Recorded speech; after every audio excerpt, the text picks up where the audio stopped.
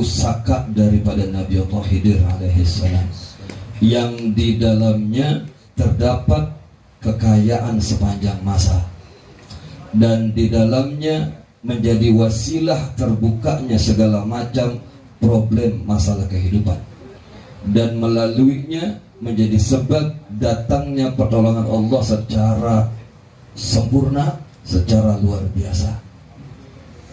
Syekh Abdul Qadir Al-Jailani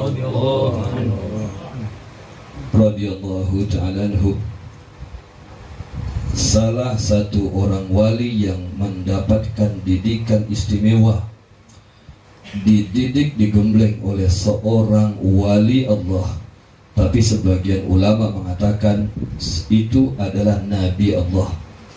Siapa yang mendidik Syekh Abdul Qadir Al-Jailani? Selain guru-guru beliau yang zahir, ada pula seorang yang memiliki kedudukan istimewa di sisi Allah, yaitu Al-Khidir. Ulama-ulama syariat mengatakan beliau adalah seorang Nabi, Nabi Khidir alaihissalam. Tapi ulama-ulama haqiqah, ulama tariqah, ulama ahlul batin mengatakan beliau adalah seorang pemimpin wali-wali abdal. Demikian disampaikan oleh Al-Imam Ghazali. Diceritakan dalam kitab Manaqib, hendak menuju kota Baghdad untuk menimba ilmu, Syekh Abdul Qadir Al-Jailani sampai di kota Baghdad, masuklah beliau pada muka atau depan pintu kota Baghdad.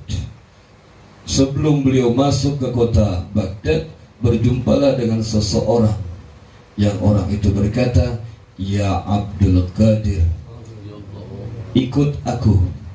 Dibawalah Tuan Syekh menuju sebuah bangunan tua di dalam beberapa kitab manaqib diceritakan, dan berkata orang tadi, "Engkau duduk di sini tunggu hingga aku datang."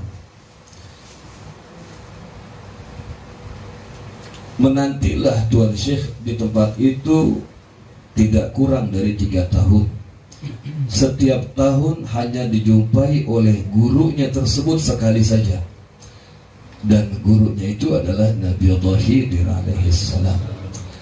Hingga selesailah 3 tahun lamanya, mendapatlah beliau izin dari Nabi Allah Khidir, "Ya Abdul Qadir, masuk engkau ke dalam kota Baghdad, jumpai ahlul ilmu di dalamnya."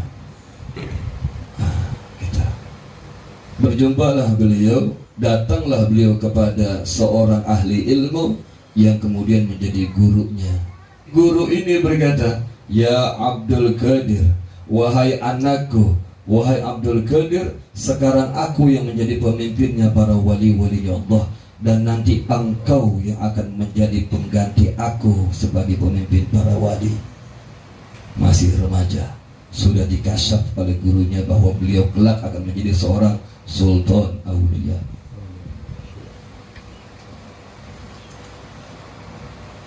Syekh Ahmad Ad-Dabbas radhiyallahu anhu, nama gurunya tadi.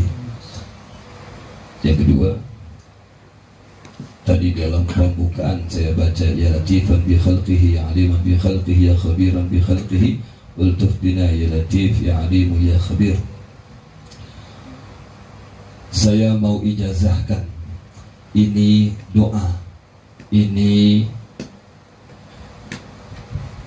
pusaka daripada Nabi Allah Khidir alaihissalam, yang di dalamnya terdapat kekayaan sepanjang masa, dan di dalamnya menjadi wasilah terbukanya segala macam problem masalah kehidupan, dan melaluinya menjadi sebab datangnya pertolongan Allah secara sempurna, secara luar biasa. Bacaan ini, doa ini, zikir ini berasal daripada Nabi Allah Khidir alaihissalam, seorang Nabi Allah atau seorang pemimpin para wali-wali abdal, Nabi Khidir alaihissalam. Kalimatnya yang tadi kita baca, "Ya latifan bi khalqihi, ya aliman bi khalqihi, ya khabiran bi khalqihi ultuf bina ya latif ya alim ya khabir. Kisah zikir ini berawal dari seorang ulama yang beliau ini mengalami kehidupan luar biasa, hebatnya mendapatkan ujian dalam soal ekonomi. Saya ulangi, seorang ulama diuji dengan susah ekonomi, bukan orang biasa. Dia berkata, aku mendapatkan cobaan dari Allah Ta'ala dalam rupa kesusahan yang teramat luar biasa, hingga menjadikan aku memutuskan untuk keluar dari rumahku, berjalan di lorong-lorong kota Makkah tanpa membawa bekal makanan, minuman, dan tanpa sepeser uang pun. Satu hari kulalui dalam keadaan lapar dan haus. Hari kedua kulalui dalam keadaan lapar dan haus. Hari ketiga kulalui dalam keadaan lapar dan haus. Dan hari keempat aku dapati diriku nyaris mati karena lapar dan haus yang begitu luar biasa dan panas yang teramat hebat. Di tengah padang pasir, aku pasrahkan diriku kepada sang pemilik kehidupan dan kematian, yaitu Allah. Aku menghadap kiblat dan aku pasrahkan seluruhnya kepada Allah, hingga tak sadarkan diriku. Dan di dalam keadaan aku tak sadar tersebut, aku berjumpa dengan seseorang yang mengulurkan tangannya, dan orang itu berkata, Assalamualaikum. Beruntung engkau wahai hamba Allah, engkau akan selamat dan engkau akan menjadi tamunya Allah di kota Makkah ini, dan engkau akan menjadi tamunya baginda Rasulullah SAW dengan menziarahinya di kota Madinah, dan engkau akan mendapatkan penyelesaian dari seluruh persoalanmu. Aku berkata, siapa engkau wahai hamba Allah? Dan orang tersebut menjawab, aku Al-Khidir. Masya Allah. Lalu ulama ini berkata kepada Nabi Khidir, ya Khidir, doakan aku. Berkata Nabi Khidir, tidak aku doakan, melainkan aku berikan engkau sebuah doa yang merupakan pusaka yang tiada terkira, yang di dalamnya terdapat kekayaan yang tanpa batas, yang dengannya akan datang pertolongan Allah yang maha hebat, yang dengannya akan terurai segala macam persoalan dan kesusahan. Baca olehmu, ya latifan bi khalqihi, ya aliman bi khalqihi, ya khabiran bi khalqihi, ultuf bina, ya latifu, ya alimu, ya khabir. Baca berulang-ulang dikala engkau dalam keadaan kesusahan. Lalu ulama ini bangun dan langsung hafal dengan doa tadi. Dicatat oleh banyak ulama tentang doa ini, di antaranya Sayyid Muhammad Al-Maliki dalam kitabnya Abwaabul Faraj. Ada pula dalam kitab masyhur lainnya semisal kitab Al-Qirtas dan yang lainnya, banyak mengutip tentang kisah ini. Dan berkata ulama tadi, setelah aku mengulang-ulang kalimat tersebut, benar nyatanya aku mampu menziarahi baginda Rasulullah di kota Madinah. Selesai seluruh persoalanku. Dan setiap kali aku mendapatkan persoalan, aku mengadu kepada Allah dengan membacanya. Dan demi Allah, selalu datang pertolongan Allah dengan begitu cepat. Demikian kurang lebih menurut ulama tadi. Dan akhirnya doa ini, zikir ini banyak dikutip oleh para ulama. Di antaranya masuk di dalam bacaan yang kita baca, yaitu Ratib Al-Durusil Akbar mengutip pula zikir ini, ya latifan bi khalqihi, ya aliman bi khalqihi, ya khabiran bi khalqihi, ultuf bina, ya latif, ya alim, ya khabir.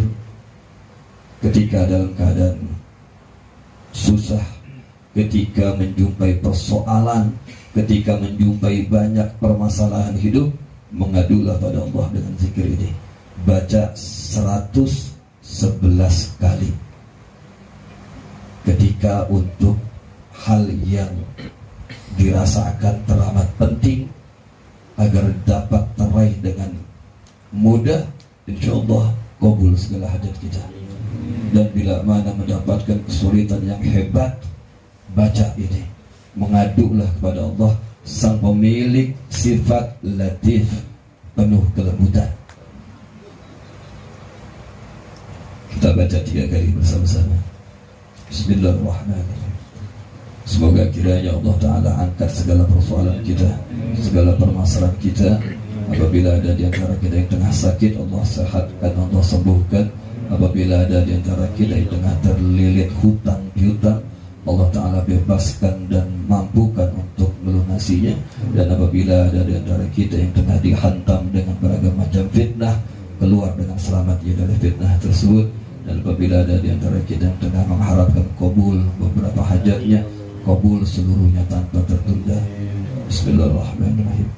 Ya latifan bi khalqih, ya aliman bi khalqih, ya khabiran bi khalqih, waltuf bina ya latif, ya alim, ya khabir, ya latifan bi khalqih, ya aliman bi khalqih, ya khabiran bi khalqih, waltuf bina ya latif, ya alim, ya khabir, ya latifan bi khalqih, ya aliman bi khalqih, ya khabiran bi khalqih, ultuf bina ya latif, ya alim, ya khabir.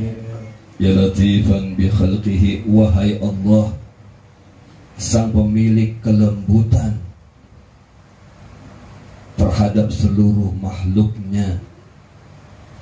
Ya aliman bi khalqih, wahai Allah, sang zat yang maha mengetahui segenap makhluknya. Ya khabiran bi khalqihi, wahai Allah yang maha mengetahui seluk-beluk segenap makhluknya. Ultuf bina, berlemah lembutlah kepada kami. Ya Latif, wahai pemilik sifat kelembutan. Ya Alim, wahai yang maha mengetahui. Ya Khabir, wahai yang maha mengetahui seluk-beluk segenap hambanya. Baca 111 kali. Ini luar biasa. Sampai dikatakan ini bagian daripada pusaka Nabi Allah Khidir alaihissalam. Bacalah. Siapa yang membacanya, dia akan dapatkan pertolongan orang yang teramat nampak, insyaallah. Dan siapa yang membacanya, dia akan mendapatkan beragam macam kebaikan yang teramat nampak, insyaallah. Jadi dijazahkan dan silahkan diamalkan 111 kali untuk hal-hal khusus ya. Bismillah, ajastukum.